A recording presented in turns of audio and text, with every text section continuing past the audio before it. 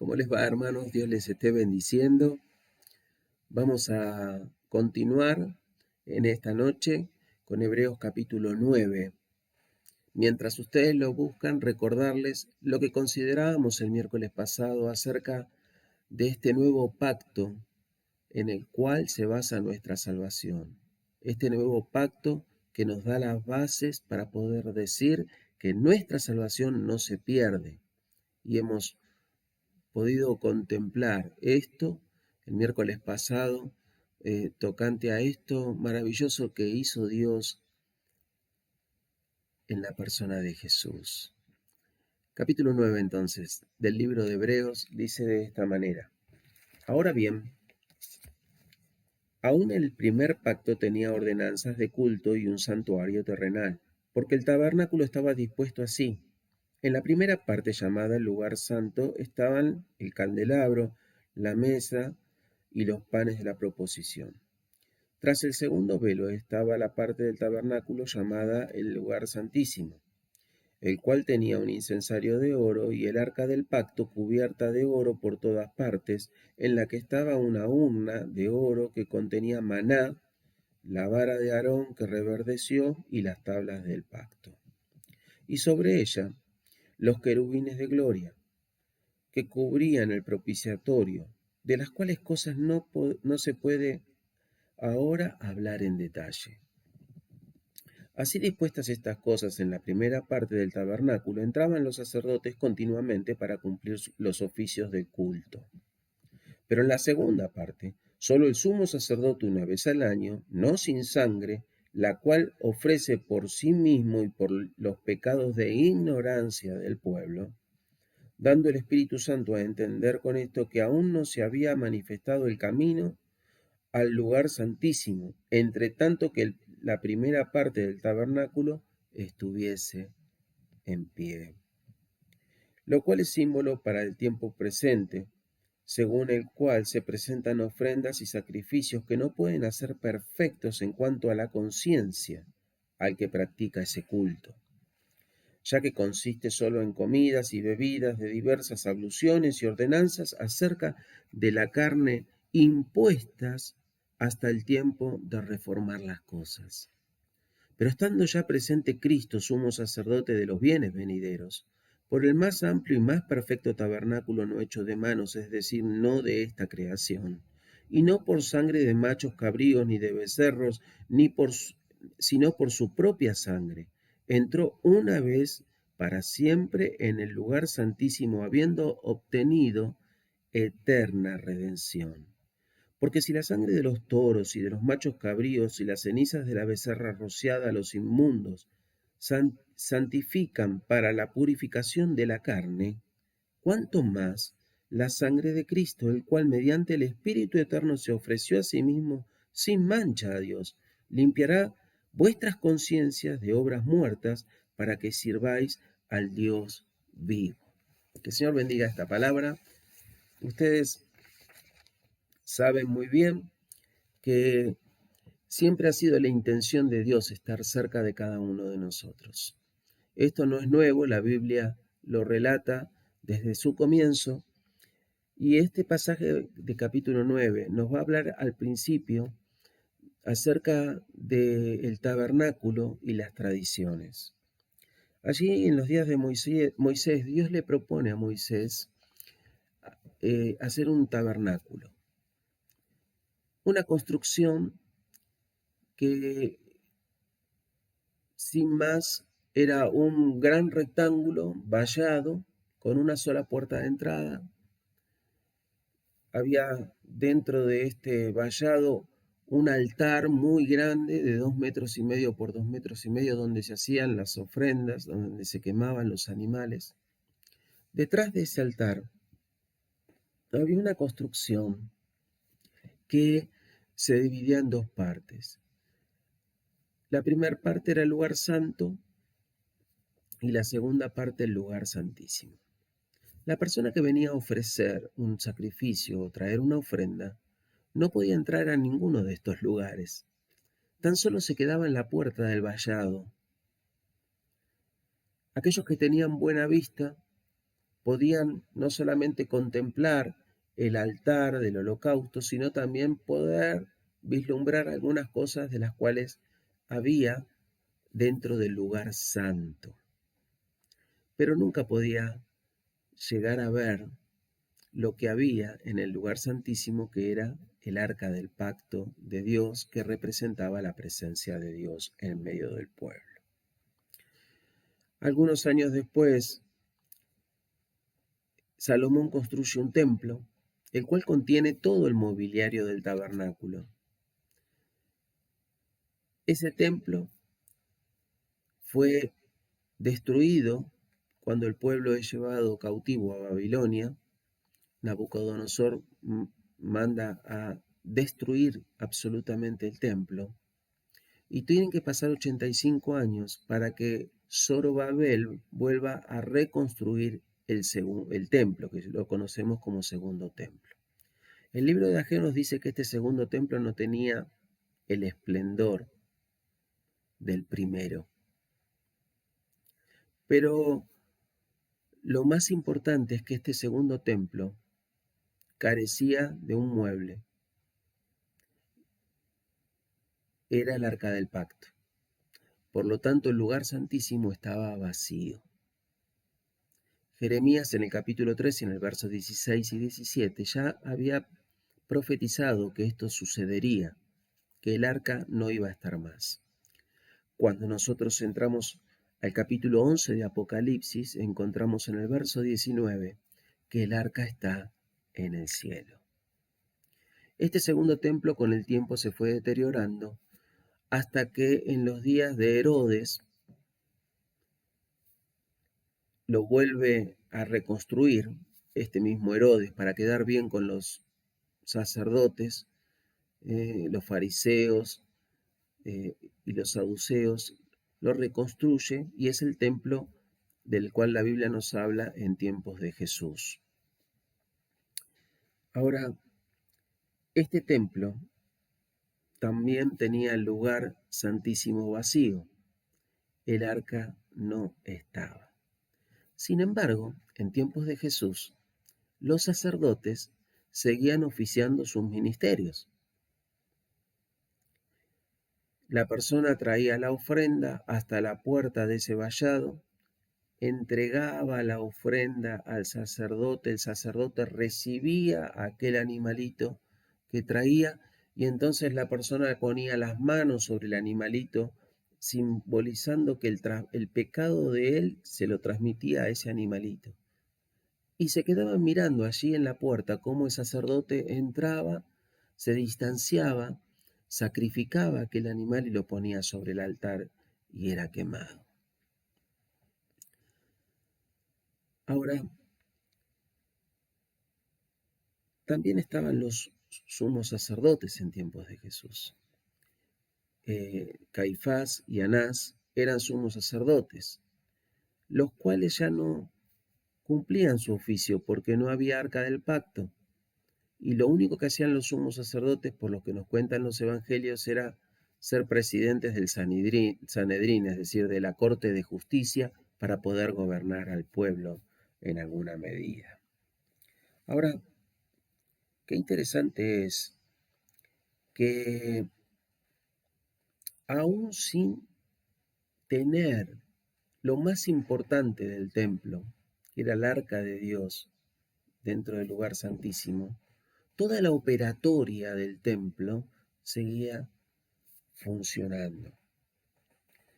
Todos los sacerdotes seguían haciendo ofrendas, la gente seguía trayendo las ofrendas y el sumo sacerdote era el único que no podía expiar el pecado del pueblo porque no había nada en el lugar santísimo. ¿Cuántas veces nosotros somos inclinados a cuidar las formas, a prestar el detalle en la manera exterior o en las formas exteriores, al mismo tiempo que descuidamos lo más importante, que son las cosas interiores? Querido, una iglesia que es sabia es una iglesia que sabe qué cosas son las importantes. Una iglesia sabia no se aferra a las formas, porque las formas no nos aseguran la presencia de Dios, pero sí tiene presente lo que la Biblia dice en cuanto a estar cerca de Dios. Y la palabra de Dios dice que al corazón contrito y humillado no desprecia al Señor. Y dice la Escritura, los sacrificios a Dios son un espíritu quebrantado. Claro, dice allí de esta forma el Salmo 51. Nosotros hemos asumido el compromiso junto con ustedes. Creo que la Iglesia ha asumido en este tiempo de una manera importantísima el compromiso que resuena en nuestros corazones, que late en nuestros corazones, y es esto que la Escritura dice, conforme a las Escrituras. Dice allí la palabra de Dios en 2 Corintios capítulo 2 y el verso 17, que sinceramente delante de Dios hablamos de la palabra en Cristo. Y esto es algo que sí tenemos en cuenta en nosotros en nuestros días y sin lugar a dudas ha sido de bendición para todos nosotros. Y queridos, que este compromiso siga a través del tiempo en nuestra congregación. En segundo lugar, cuando Jesús pronuncia su última palabra allí colgado del madero, dice la Biblia que hay un gran terremoto, que los sepulcros se abren y el velo del templo, aquello que separaba el lugar santo del Santísimo, se rompe de arriba hacia abajo.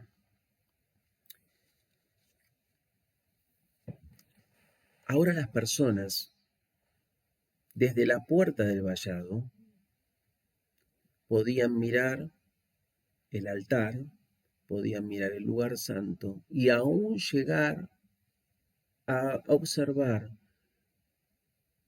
el lugar santísimo, en el cual no iban a ver nada, solamente el incensario colgado, porque no estaba el arca del pacto. Pero queridos, mientras las personas se quedaban mirando aquello que nunca nadie podía mirar, solamente el sumo sacerdote, había dos personas que estaban esperando algo distinto. Y aquí Hebreos en el capítulo 9 y el verso 10 dice que venía un tiempo en el cual las cosas se iban a reformar. Y les decía, solamente dos personas en toda la ciudad de Jerusalén estaban esperando este tiempo, el tiempo de reformar las cosas. Y eran dos ancianos, una mujer y un hombre, con las fuerzas totalmente agotadas, esperando este nuevo tiempo para sus vidas. Eran Simeón y Ana, y allí en Lucas 2 vos podés leer la historia de estos dos personajes de la Biblia.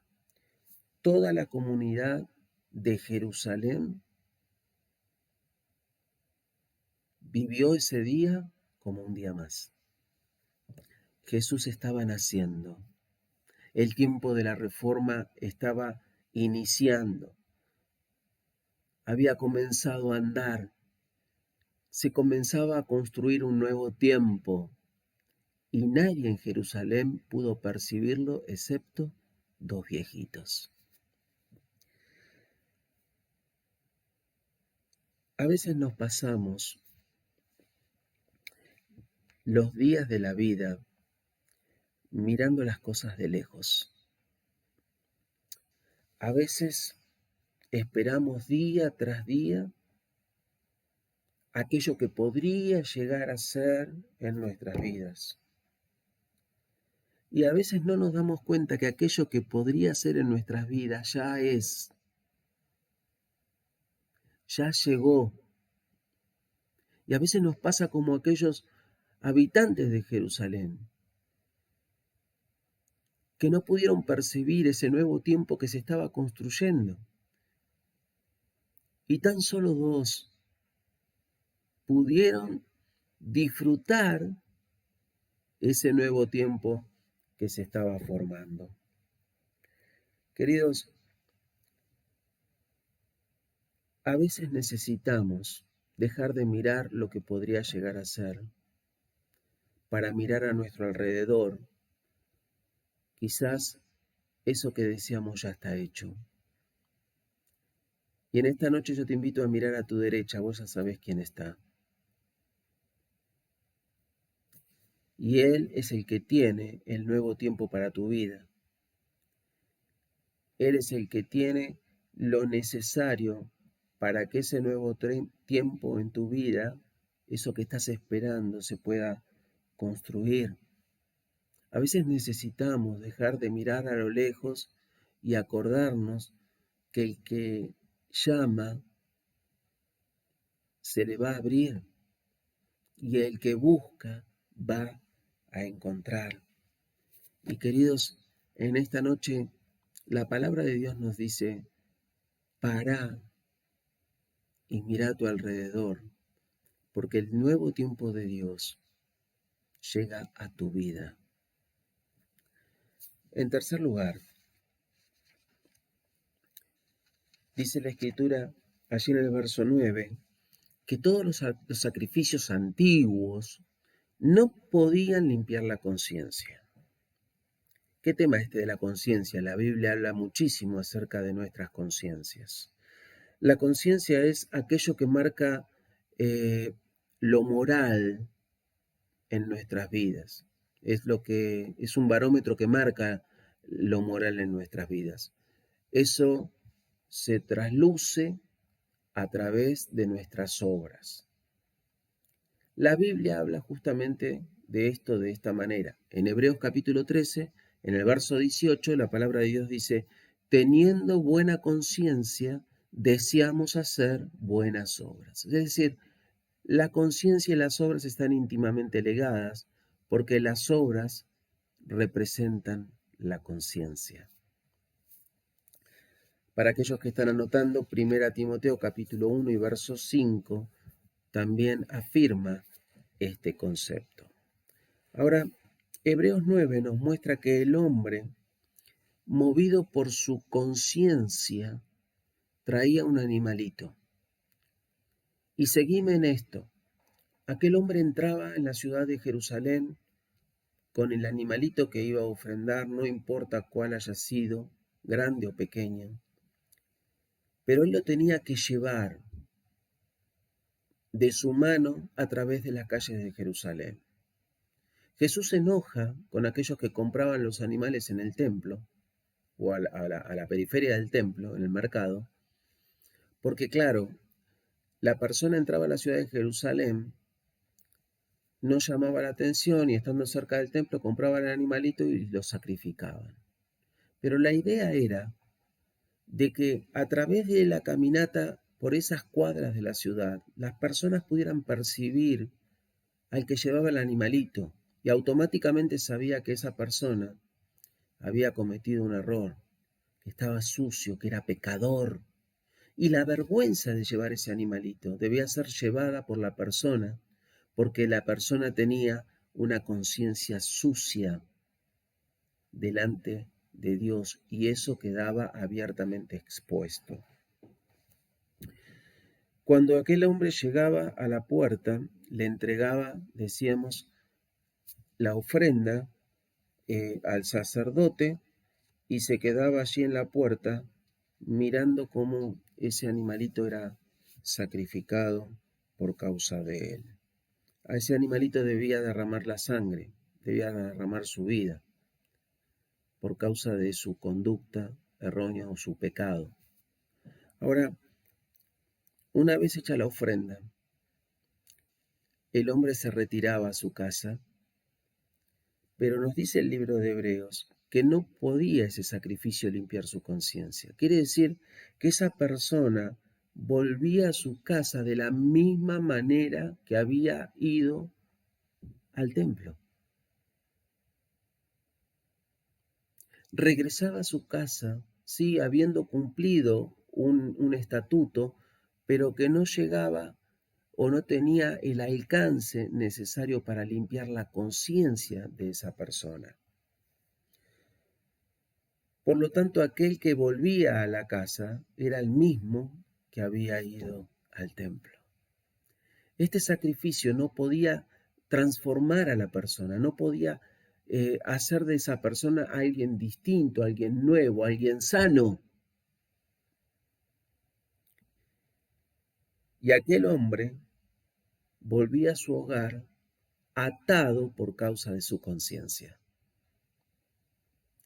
La conciencia atada, la conciencia que nos acusa de haber pecado, da como resultante el miedo.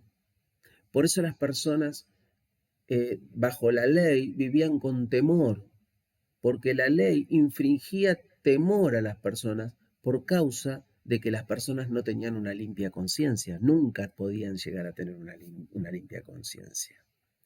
Ahora nosotros conocemos ese versículo tan precioso de 2 Corintios 5:17, de modo que si alguno está en Cristo, nueva criatura es, las cosas viejas pasaron y aquí son hechas, o todas son hechas nuevas. La obra de Cristo en la cruz del Calvario, su sangre derramada, su oficio de sumo sacerdote por cada uno de nosotros como mediador, hace posible no solamente que el pecado de nuestro corazón sea perdonado, sino que la conciencia sea limpia. Por eso dice el verso 14, cuánto más, ¿sí? La sangre de Cristo, el cual se ofreció por el Espíritu Eterno, ¿sí? Limpiará vuestras conciencias de obras muertas para que podamos servir al Dios vivo. Claro, ahora nosotros tenemos este privilegio de que nuestra conciencia esté limpia por medio de la sangre de Jesucristo, nuestro Salvador. Ahora es todo distinto, decíamos. Mira, 2 Corintios capítulo 5, verso 11 dice, Dios sabe quiénes somos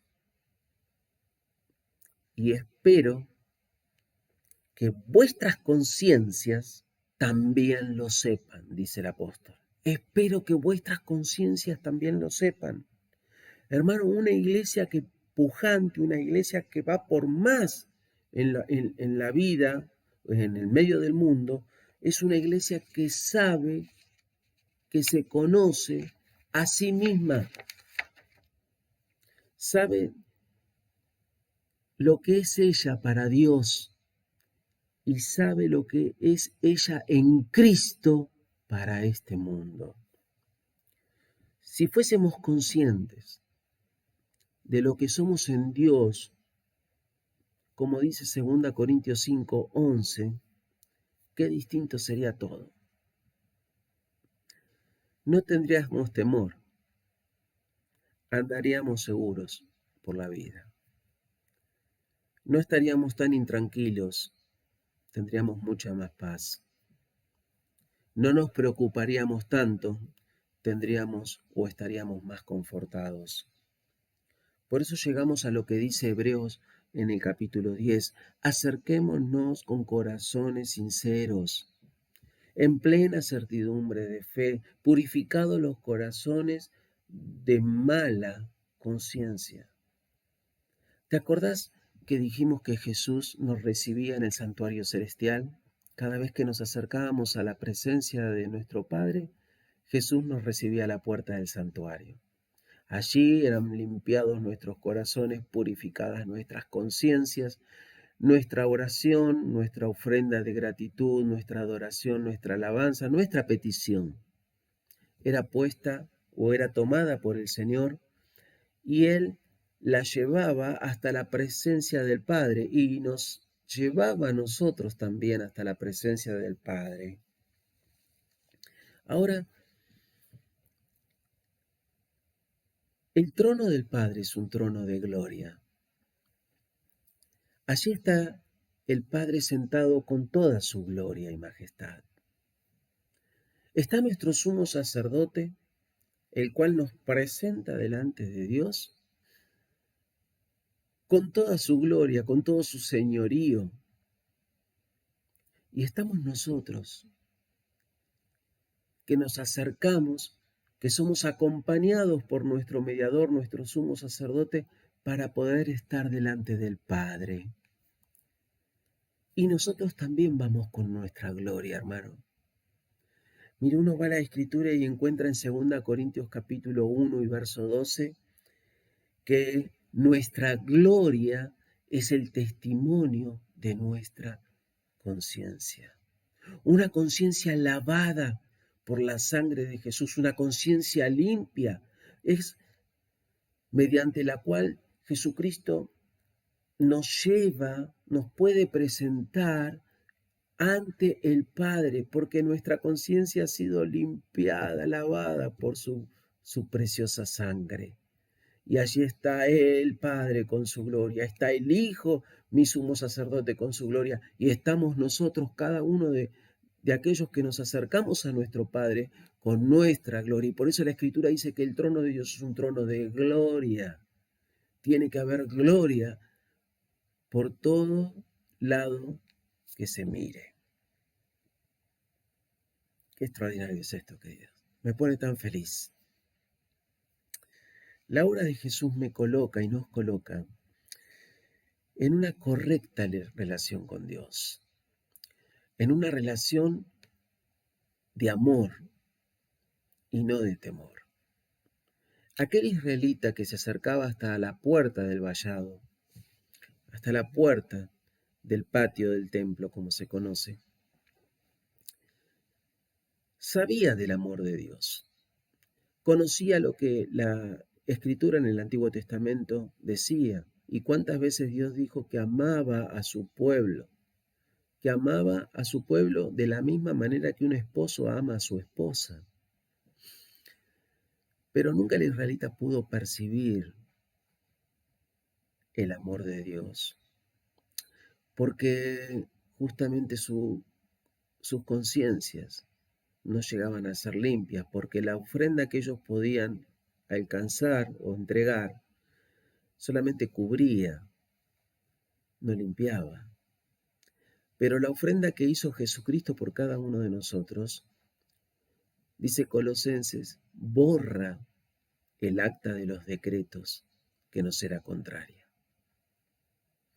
No existe más aquello que condenaba nuestro corazón a un infierno eterno. No existe más. Aún es tan profunda la obra de Cristo en en nuestras vidas, que ha limpiado nuestras conciencias, de manera que no hay nada que nos acuse en nosotros mismos, porque nuestras conciencias están lavadas, limpiadas por la sangre de Jesús. Y decíamos, aquel israelita se acercaba, entregaba su ofrenda, pero nunca podía percibir ese amor de Dios como Dios deseaba que ese hombre lo sintiera. Nosotros, en cambio, en este nuevo tiempo que Dios nos ha permitido, nos ha colocado en Cristo Jesús, es un tiempo donde, decíamos, la relación con Dios es una relación correcta, que es una relación que nos lleva a poder no solo conocer el amor de Dios, sino a sentirlo, a percibir el amor de Dios. Porque como nuestras conciencias están limpias, no hay temor en cada uno de nosotros. No hace falta que te recuerde Romanos 8.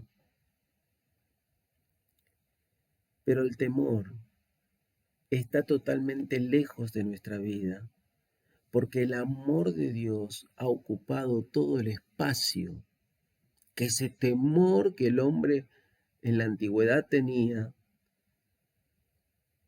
dejó libre, que porque la sangre de Cristo lo limpió, lo corrió y el amor de Dios lo llenó. Y hoy estamos vos y yo